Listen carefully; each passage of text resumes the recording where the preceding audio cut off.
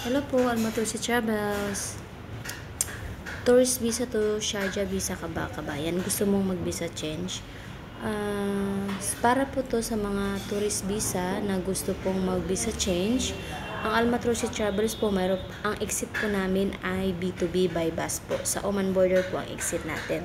Then kapag galing ka na ng tourist visa at gusto mo mag-visa change, ang apply po namin ay Sharjah. Bakit? Kasi po, ang Dubai po ngayon ay hindi pa nagbabago ang rules, no? So, kung Dubai visa ang apply natin sa inyo, kailangan nyo mag-stay ng 30 days bago po kayo makabalik dito sa Dubai. So, ang nangyari po ngayon, dahil nga hindi pa nagbago ang rules ng Dubai, so, from tourist visa to Sharjah visa ang i-apply natin. Then, ang package natin dyan, 1,450 plus 1,050 deposit, pero naman refundable ang 950 kapag ikaw ay nag-change status. Katulad ng kunwari nagkaroon ka na ng employment visa, so that time pa lang pwede natin i-refund ang inyong deposit na 950.